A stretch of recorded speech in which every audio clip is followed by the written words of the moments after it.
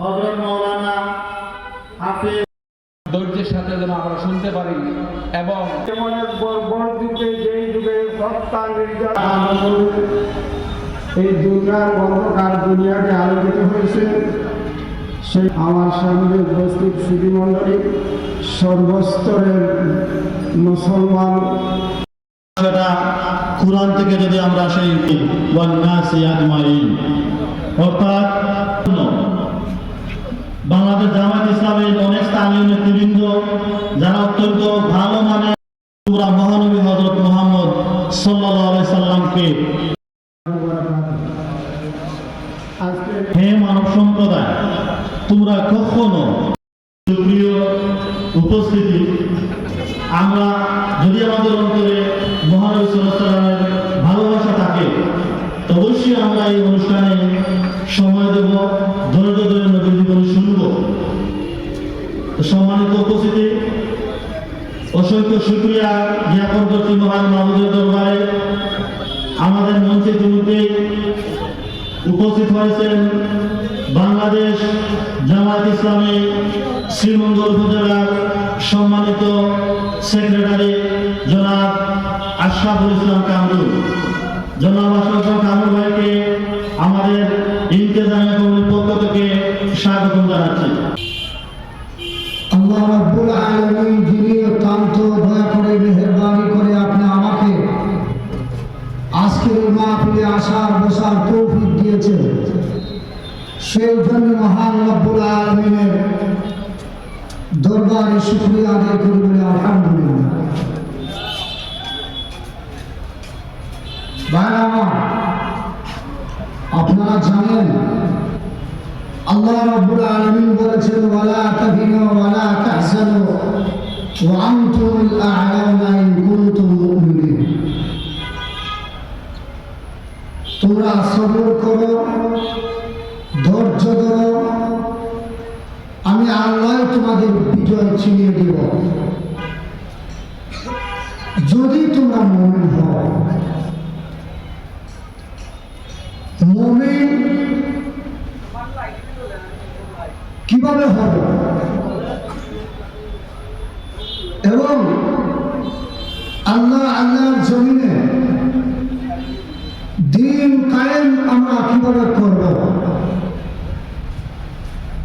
ধৈর্য করতে হবে, সবর করতে হবে। আল্লাহ আয়াতে বলে ইয়া আইয়ুহাল্লাযীনা আমানুত্তাকুল্লাহ, হে ঈমানদারগণ আবতাগু ইলাইহিল ওয়াসিলা, আমার প্রতি তোমরা ওয়াসিলা তালাশ করো। ওয়াজাহিদু ফি সাবিলিহি লাআল্লাকুম তুফলিহুন, এবং আমি আল্লাহর রাস্তায় তোমরা জিহাদ করো। আজকের এই বাংলার মাটি, বাংলার জমিন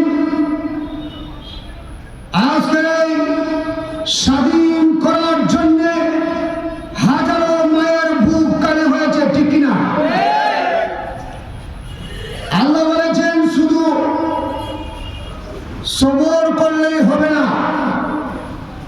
ধৈর্য ধরলেই হবে না, ধৈর্য ধরো, সবর করো এবং ওয়াজাহিদু ফি সাবিলিহি লাআল্লাকুম তুফলিহুন, আমি আল্লাহর রাস্তায় তোমরা জিহাদ করো।